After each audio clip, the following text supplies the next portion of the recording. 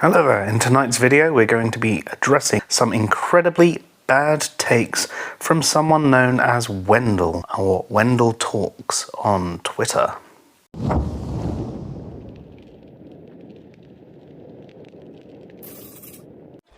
Atheism is a religion.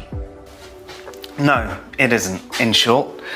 But a religion is a distinct set of practices, rituals, and doctrines, usually in worship of, but not limited to, a supernatural being. But, religion can be used in an informal way. You know, someone religiously follows their football team. It's because they're that passionate about football and follow them everywhere.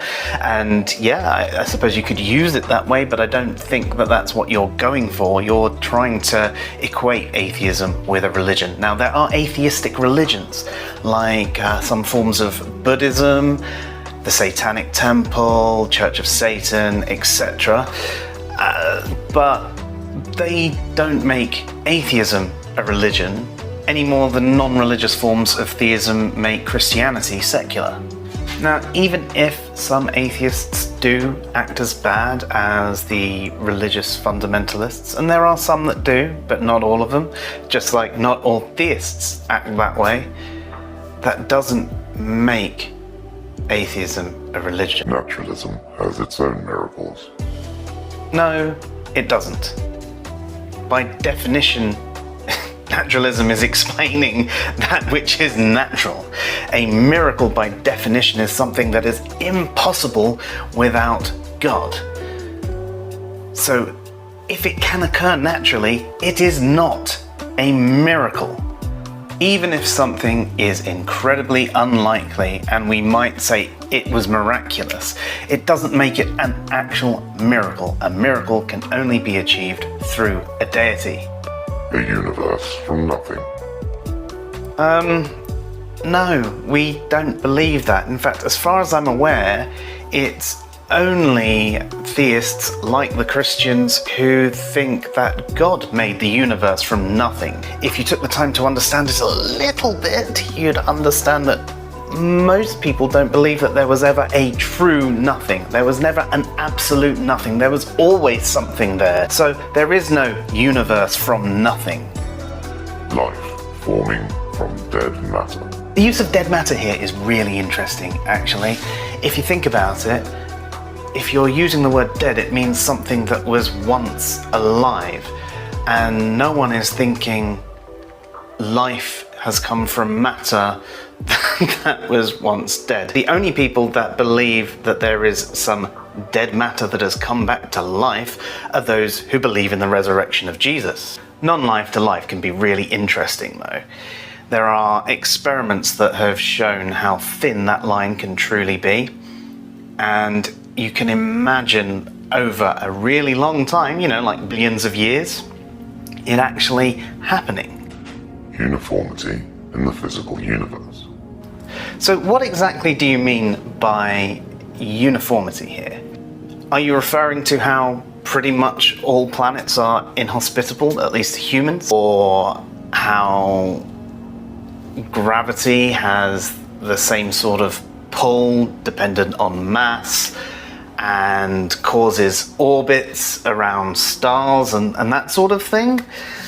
But if you really think about it, even within our own system, all the planets are quite different from another. It's not like we have diamond rain on Earth, is it? It's not like there's methane seas. It's not like there's rings around every single planet in our solar system. It's not like there's the same number of moons. It's not like everything is the same shape. Yes, gravity has made everything roughly spheroidal, but nothing is a perfect sphere, and all the shapes are different. We're an oblate spheroid on Earth. We're a lumpy, bumpy type of wad of plasticine. So I'm not sure what you mean by the uniformity here. There are certain things that we can point to and say they're similar in different places, of course. But I don't think that a universe that has evolved the way it did, having some uniformity, is really all that surprising. Ultimately, it seems like you're going for some sort of puddle analogy here. They have their own clergy. Really? I wouldn't say that we have our own clergy. I would say that there are some atheists that have been exalted to levels akin to a clergy member, perhaps. There are people who are taken at their word without people thinking about it properly. So yes, in some instances I would say that there are aspects akin to it, but humans are tribalistic creatures that look for alphas.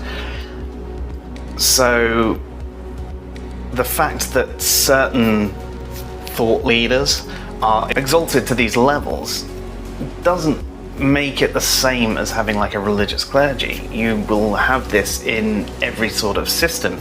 You'll even have this sort of thing within friendship groups, especially when people are younger, and there will be that one person who can't be questioned. And yes, it is bad. There are people out there that are seen as, unquestionable. There's a lot of good work that certain people do, like the Matt Dillahunties and Aaron Ra's and Hitchens and Dawkins and people like that. But they also get a lot of stuff wrong, and a lot of people take everything that they say without question, and that's a shame. They all have their niches where they are brilliant, absolutely brilliant, but anything that they say outside of their expertise should be taken with a pinch of salt. Any of them talking about philosophy and history, for example, well, I've done enough videos on that.